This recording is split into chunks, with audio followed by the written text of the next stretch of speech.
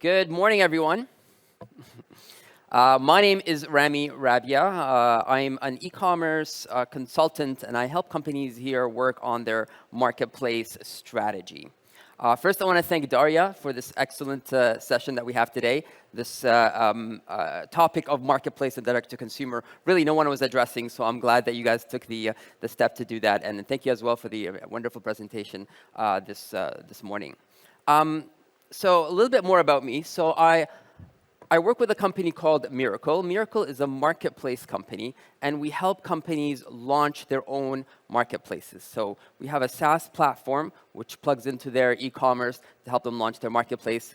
We do this for over 350 different marketplaces around the world, including the likes of Best Buy Canada, ASOS. Anyone shop on ASOS? Nobody shops on ASOS? Yes. One of my favorite places to shop. We do this for The Bay, Catch in Australia. More locally, we do this for Faces.com, for Lulu Hypermarket, Sharaf.dg, and some other marketplaces. Today's session, we have an excellent group of a group of speakers to speak to us about this direct-to-consumer and marketplace model. So let me introduce these speakers. My first speaker is Abhishek. He's the co-founder and CEO of RSA Global, which is a digital supply chain and e-commerce logistics specialist providing e-commerce access to the entire Middle East. So please welcome Abhishek Shah to the stage.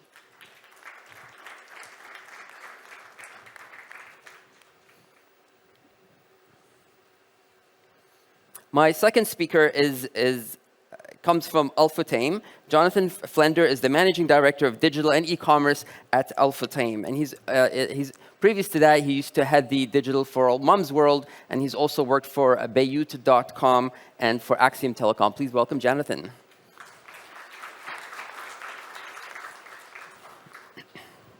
My third speaker is the vice president of Apparel Group. He's also the CEO of R&B, which is a value retail brand under Apparel.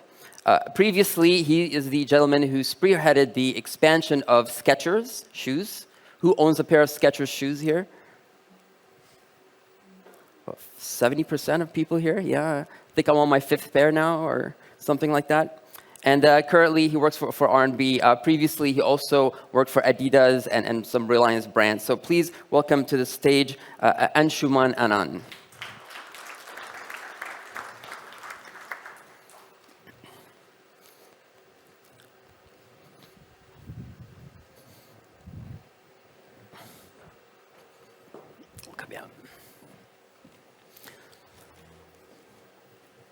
Welcome, gentlemen.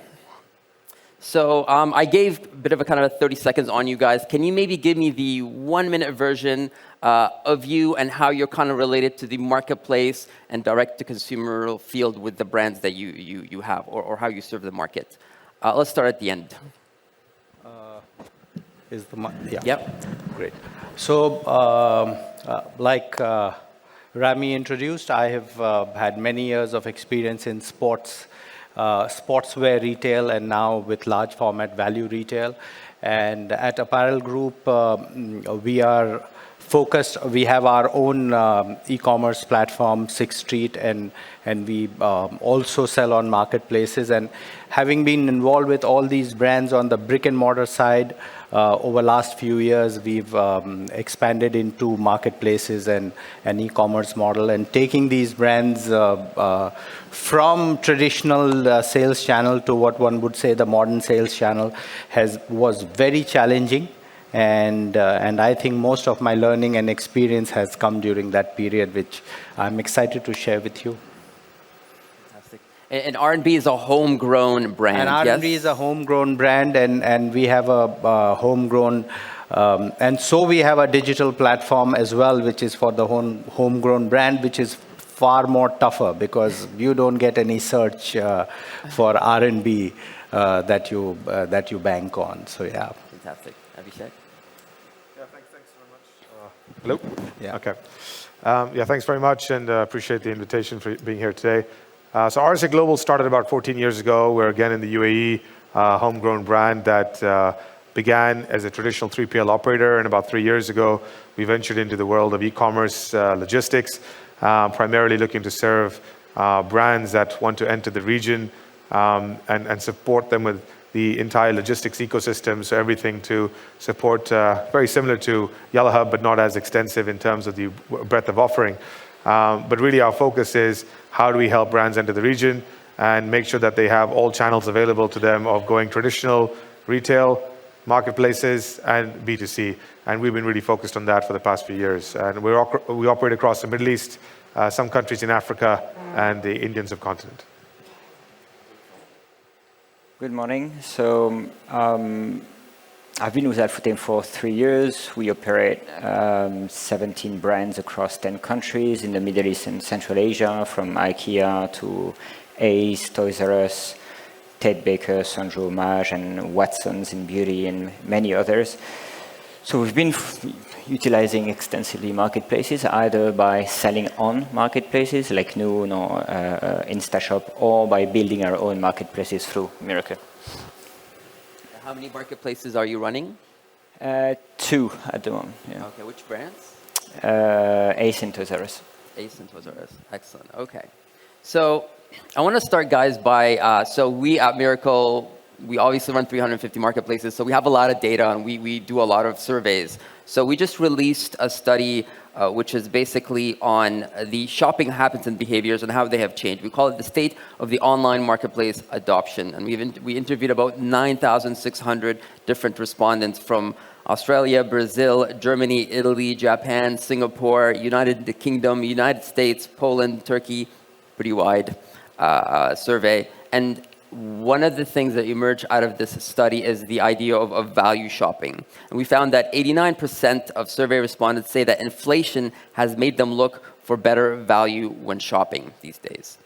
43% of respondents said they stopped shopping with a specific retailer because of rising price. So it's price over the brand. Yet 17% continue to shop with brands they trust regardless of price. And that number actually varied from market to market. It went as high as about 25% in the US, UK, and Brazil, surprisingly, and as low as 12% in some of the other markets. So I want to start with the first topic, which is around customer acquisition. And Jonathan, I want to come to you. I'd like to know, how are you guys utilizing the marketplace for your customer acquisition on the 2 brands that you're running right now, your marketplaces? Yes, so of course, the first advantage of running your own marketplace is the extension of your own catalog, right? There are only so many items you can physically sell or physically store. So opening up marketplaces allow us to multiply our catalog by 3, 4, 5, or even 10 in some cases. Through different ways. Either it's allowing us to extend an existing category of products, sometimes by adding an extra layer of price that we usually don't sell, either very cheap or very expensive, so completing a range, or going beyond that and adding more product categories and becoming more relevant because we have more product to sell. Right. So you're hitting different price points, plus you're extending the shelf, basically. Yeah. Okay. So what does that mean for perhaps like sellers that might also want to sell on some of your own marketplaces? So the difference between horizontal marketplaces like Noon and Amazon is for brands like Ace or Toys R Us, who are vertical. So hence, the shopping experience is tailored towards buying that specific category of items. So while it might be overwhelming to shop certain our category of items on horizontal marketplaces, our websites are offering that experience, which is just to buy that category of products. So that's number one. So you're sure to find only this and a website experience which is only attending to that kind of purchase. The second thing is trust and quality. When you buy on Amazon and Noon, you never know if you get a genuine product, right? You buy a video game controller, and 8 times out of 10 it's a fake one. You wouldn't tell because the packaging looks exactly the same. You would tell when the controller is going to break, and that goes the same with baby products. So I used to work with Mom's World before, and The reason why people are shopping with Mom's World and not on Amazon is for the safety of babies. When you buy a high chair for your baby or a stroller, you don't want that thing to break in the middle of the street with a kid inside it, right? So while we don't have catalogs as big as Amazon and Noon, very far from that, we cherry pick our sellers and we do a lot of quality control. So we know we have a one-to-one relationship with those sellers. We know who they are, and hence we know that what we are selling are actually genuine products. So they're a lot more vetted. Yeah. It's fair to say, okay. And Mom's World also runs a marketplace. They do. Not So just their own products. So I don't know what they are doing right now. I left them a couple of years ago, but the advantage at the time, and we were not a marketplace, but we had a fairly deep catalog, but we knew those vendors in the same way with a one-to-one relationship. Okay. And Anshuman, I want to know a little bit more about your customer acquisition strategy, because you obviously have your own website, and then you are selling on your group's own marketplace, being 6th Street, and you're selling on other marketplaces. Where do you divide your effort? How do you ensure that? How does your customer acquisition strategy look like across these channels? So basically, if you would look at it, it's one view. Honestly, to say that third-party marketplace would be different from our in-house marketplace versus it would be different from our own brick-and-mortar store is wrong. It's one view because finally customer is migrating from one place to the other. The first search might start on Namshi and purchase might happen in store.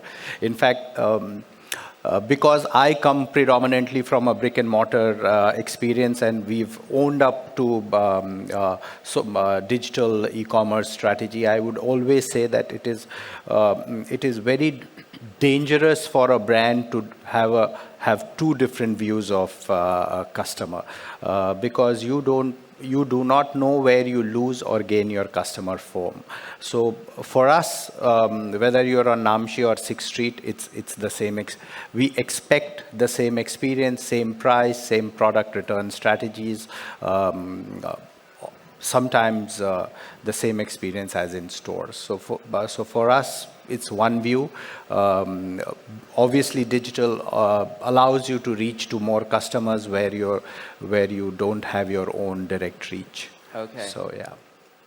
Do you mind if I ask which is your biggest channel right now in terms of your website, marketplaces, your group's marketplace? Well, I mean, I would not like to comment on those because there, but we do equally well on Namshi and Amazon as we do on 6th Street. So we are loved by everyone. Now, Abhishek, you're more of a catalyst for customer acquisition. What is the problem you are trying to solve for direct-to-consumer sellers that want to tap into this region? Yeah, absolutely. I think. Hello. Okay.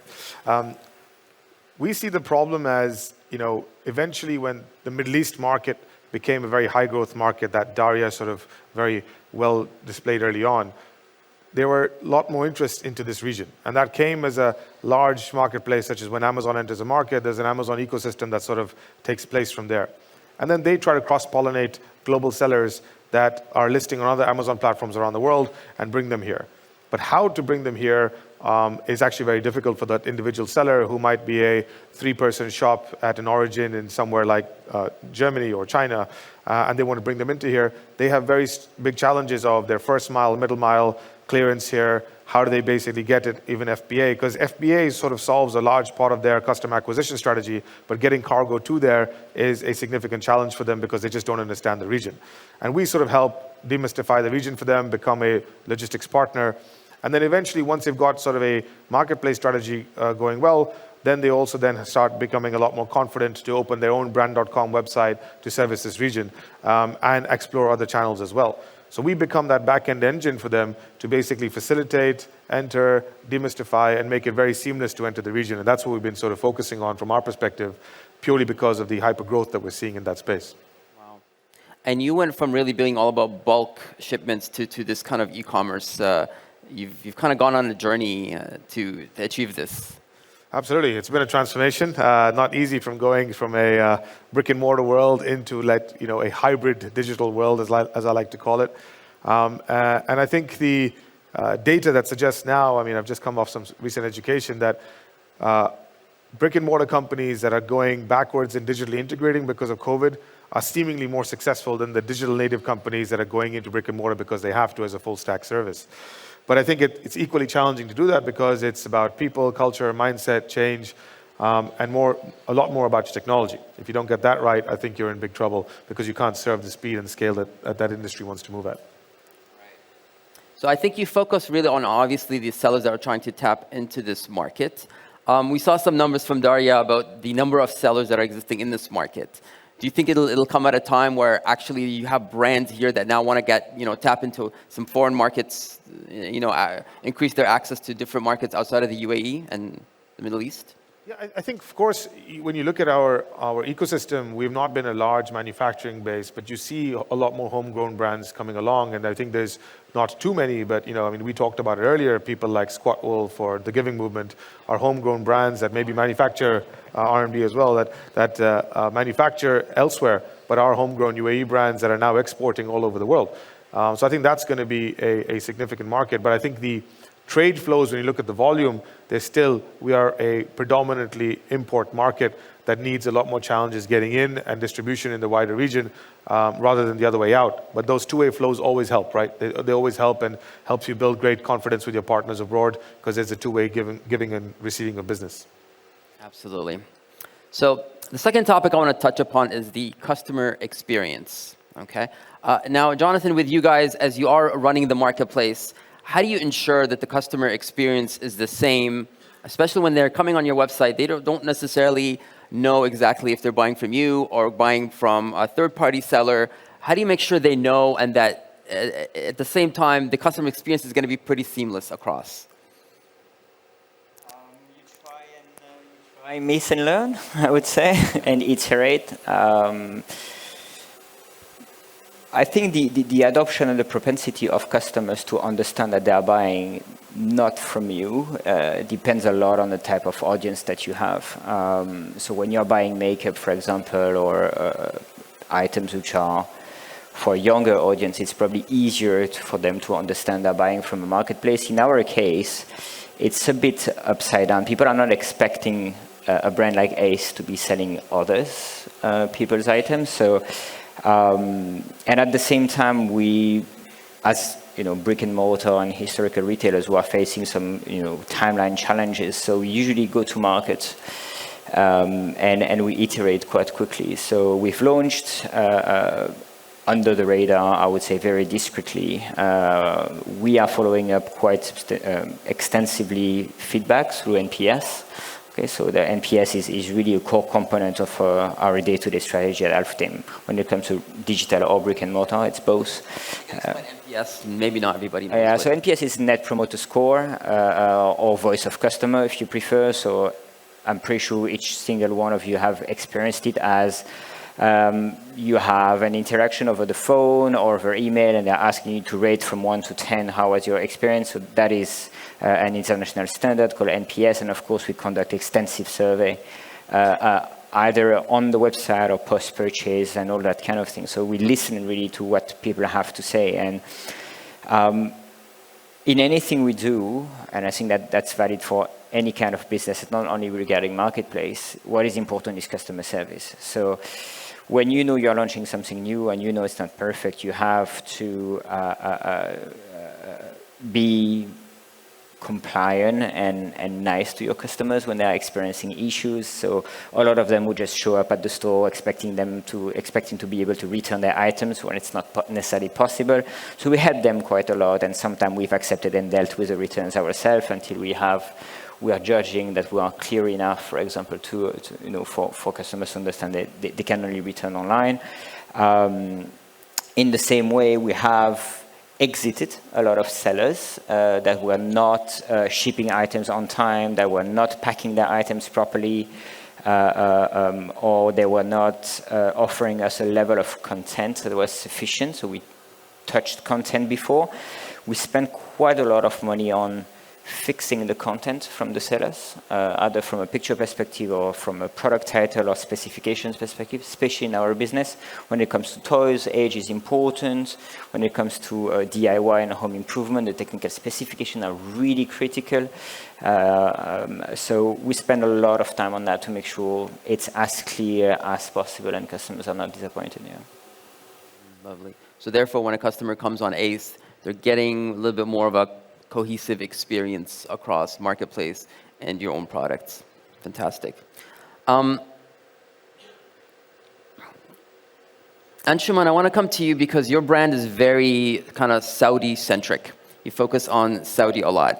And Saudi is a huge country with a lot of urban and suburban and rural areas. And you have to make deliveries to all those areas. On top of that, you're selling through marketplaces, your own website, and so on. How do you manage the customer experience and sort of try to make it somewhat the same across all the channels? We have to, the starting point of customer experience is the understanding that customer is buying a brand and not a channel. Whether it's on any channel, the experience has to be the same.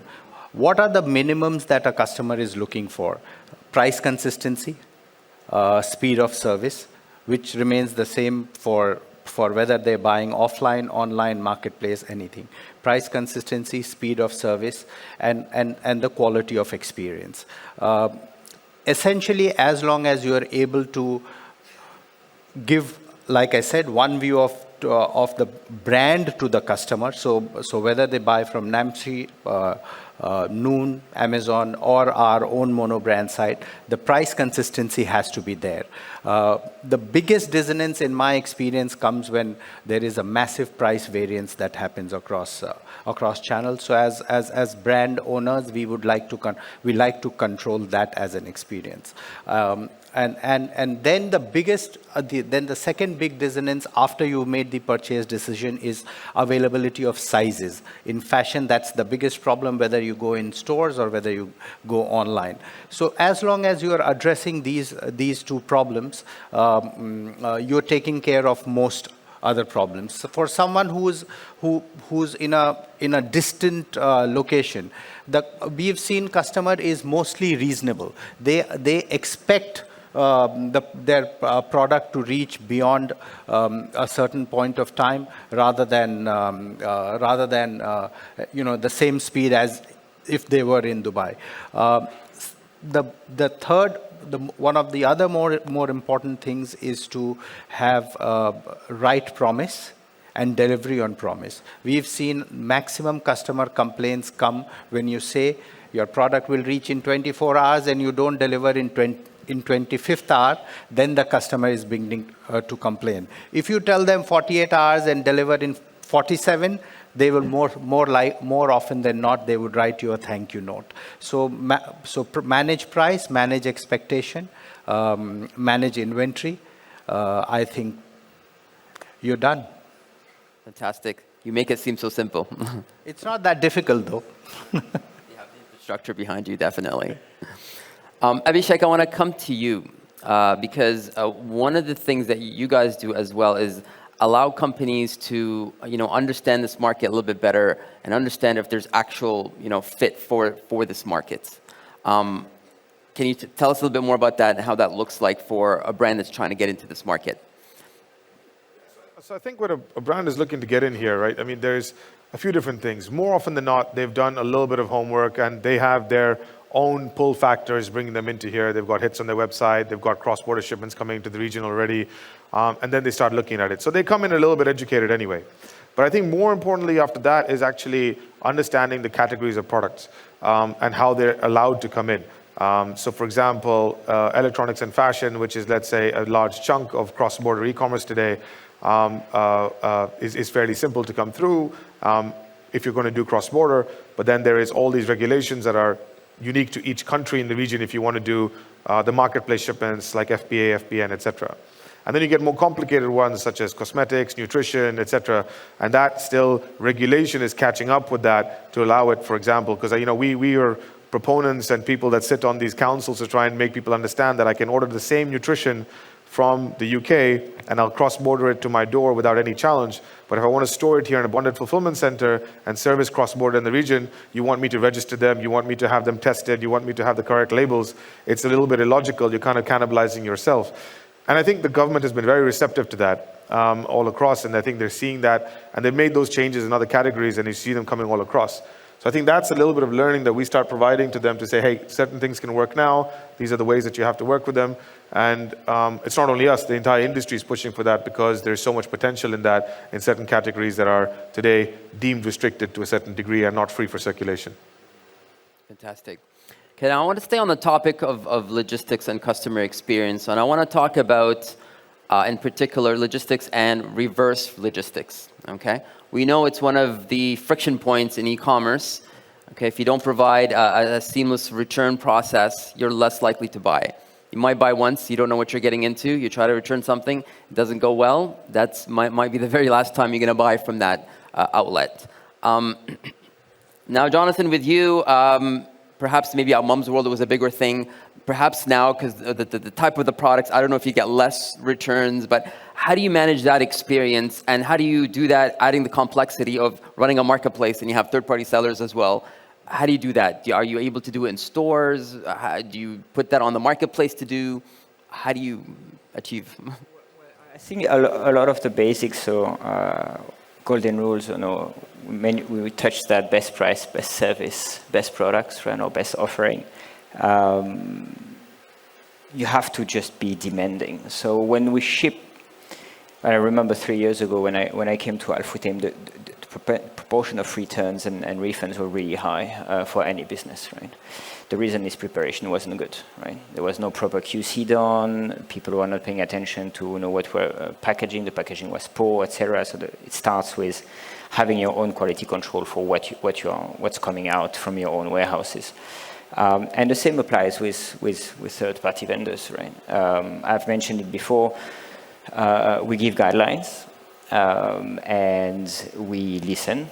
So as a customer, you rate your purchase, and if we have consistent complaints about the same sellers, we try to fix it, and if it can't be fixed, we exit sellers, because we talked about customer acquisition. Customer acquisition costs are expensive.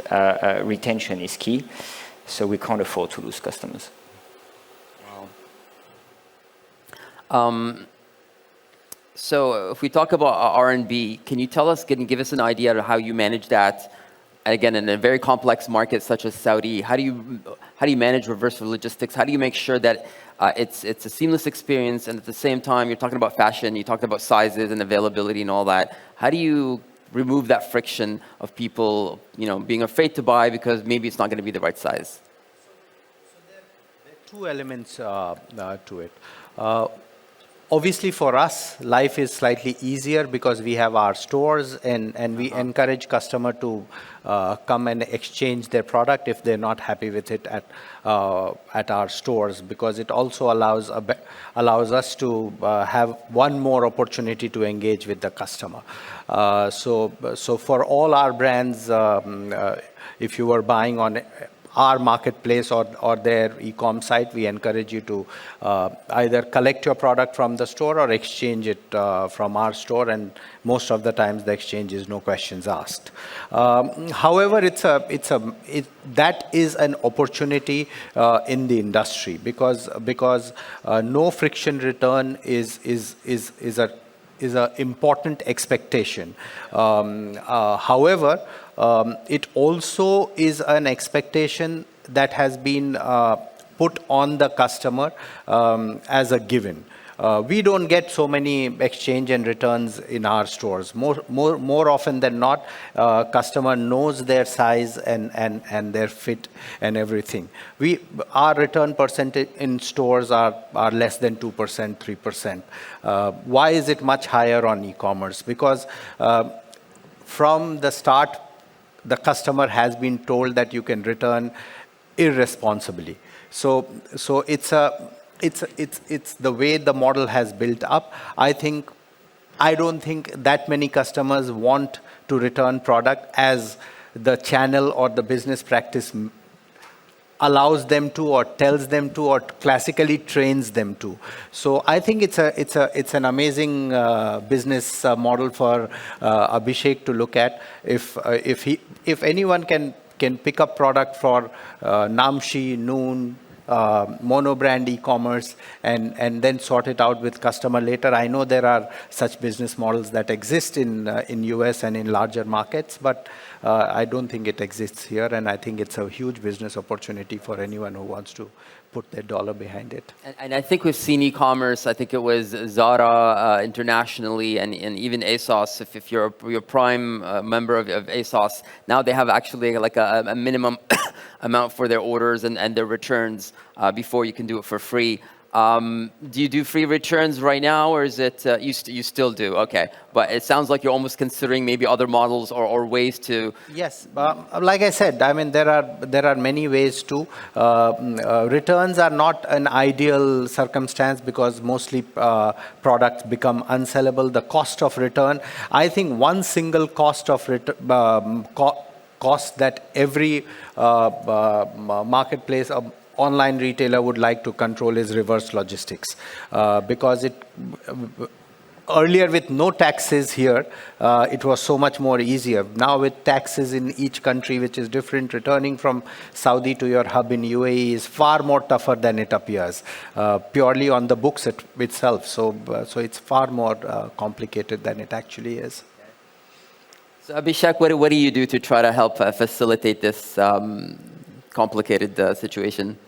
So I couldn't agree more with what Anshuman said there. I think it is from a e-commerce logistics landscape and an industry-wide element, it's the largest economic opportunity that will exist in the next sort of 10 years. And I think it's also evolution of how it works, right? If you look at the other markets, you'll always first try to figure out how to get to the customer, and then you're going to figure out how to get it back to the customer in terms of at scale, right? But everybody's got that problem from day one. But also I think again, referring to that statement, the consumer habit that has been built up is also now needing to be reversed back again, because for a long time it was either being funded by an investor that the company had, or it was being funded by the company itself in some way, shape, or form, and that's not sustainable. Right? So I think now consumer habits are also being changed, where you've got to charge for returns or whatever. There will be some sort of restriction to that to make sure that you try and buy it right the first time, but still have the freedom of choice. Coming back to what the solution of what we try to do, here it's very difficult when you're doing a multi-geography inbound solution from a sort of master fulfillment service, unless you've got partners in every market that are going to work as return centers and also QA centers to then repack and check what is going to be good for sale and then what has to be scrapped or returned to origin. You need to have a very strong technology background to be able to back that up and create that network as a whole. But there are some companies that we know that only specialize in this, which I think is a significant business model in itself. And that's why I said over the next 10 years, I think that's going to be a large economic opportunity. But yeah, still not figured it out, still working on it, how to make it effective for our customers. Yeah. Again, I think through the marketplaces we run, we see in other markets this is a lot more developed than it is here. We talked about Cartload, which is one company that's kind of moving the needle a little bit with reverse logistics and giving an option for companies to, what do you do with your return products? What can you do with it? You can't sell it as new, and they've kind of given an outlet for that. We know in markets like in Canada, where Best Buy runs, they sell a lot of refurbished items online. Now, the ecosystem's a lot more developed, and you have verified companies that can actually verify the electronics product as working, or they repair them, and there's a whole system there. But it's great. I mean, if you want to buy an Apple MacBook Pro, they're really, really expensive.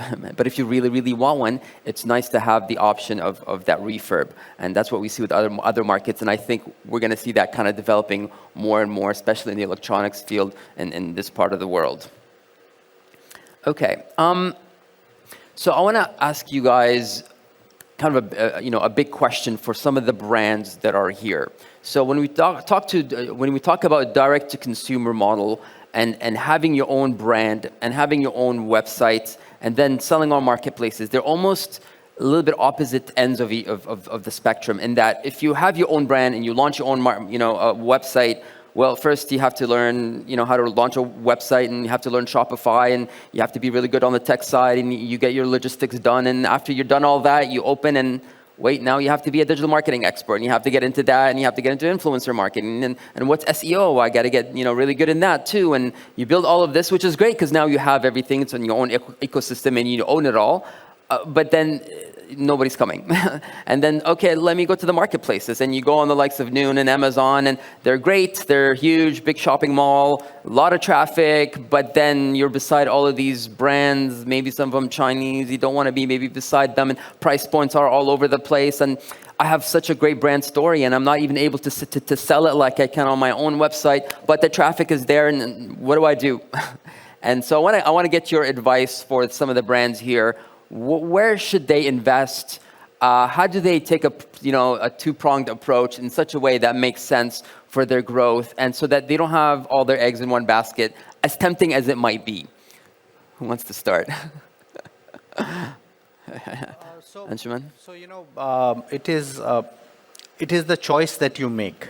Not being on marketplace and having an authentic brand site is not an option. So if you are a brand, would you ask the question, should I spend on quality of the product or quality of my marketing? It's not a choice for anyone's choice to make. I want to be as simple as that. You have to be on the right marketplace, obviously. I mean, if you're a luxury brand and you're on Amazon, then there's something seriously wrong with you. But today the starting point of any purchase is Google search.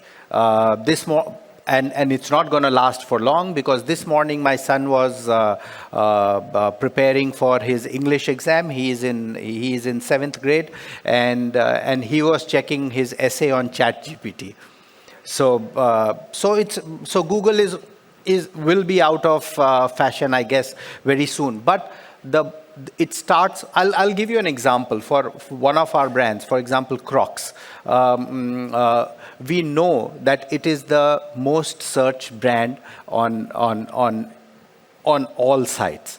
Now that gives us data. When Amazon tells us that Crocs is most searched brand, when Namshi tells us, when Google tells us, we know that this is the time to expand our retail.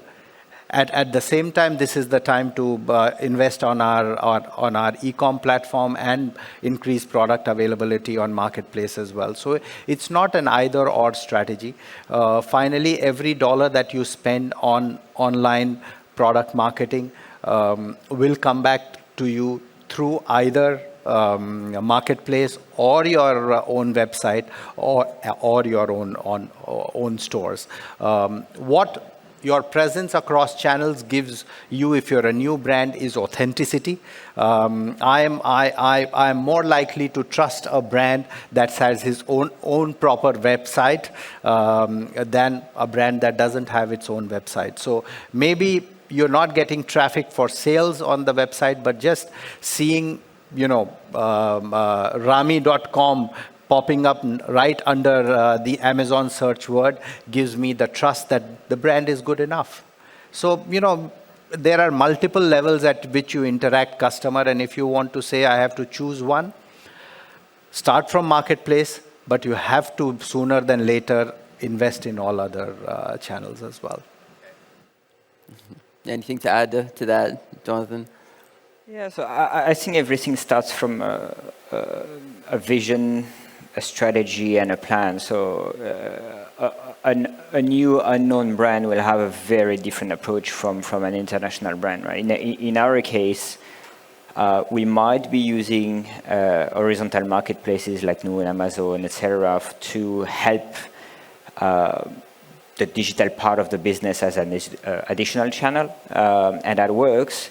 But as you rightly said, we need those websites, for the brands to be recognized and trusted at the same time. So you need to know exactly where you're going. You've mentioned a couple of things when it comes to all the roles that you need to run a business. So as much as it's true that it's very simple to get started quickly on a marketplace, when you want to scale up, it becomes fairly complicated as well, right?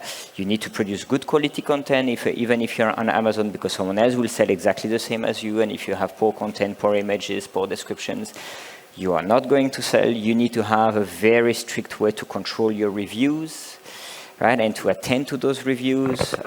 2 months ago, I've purchased a book that arrived damaged from a designer, and they were very anxious about the reviews. They just shipped another book, and that's a lot of money for them, right? So because they know what the review, what kind of impact you can have with the reviews. So scaling up on Marketplace can be quite expensive and complex. And the other problem is you do not get data when you sell on marketplaces, right? And that is a big one, right? So for us, capturing customer data is absolutely critical. So it is you probably read a couple of years ago, all the people that were fulfilled by Amazon in America, Amazon decided below a certain threshold, you couldn't be fulfilled by Amazon anymore. And then suddenly you are losing 50, 80, 100% of your business because Amazon was your only channel for selling, right? So putting all your eggs in the same basket is also very dangerous. So it is equally as difficult to start with a website, by the way, but it comes from the vision. Where do you stand? Is it your own brand, or are you working for an existing brand? What's the 1 year, 3 years, and 5 year strategy? Will you be still in business in 5 years? In our case, we sign contract with brands. We don't have those brands forever, right, at Al-Futtaim. So when we work with Watsons, we sign for maybe 5 years or 7 years, and then what's going to happen after? So we decide where do we want to invest? And in some cases, we have interest to also acquire data for beauty customers, because we know we have other beauty customers or other brands, right? So really, it needs to start from a vision, and then you decide what's the best suited for yourself and for your business. Yeah.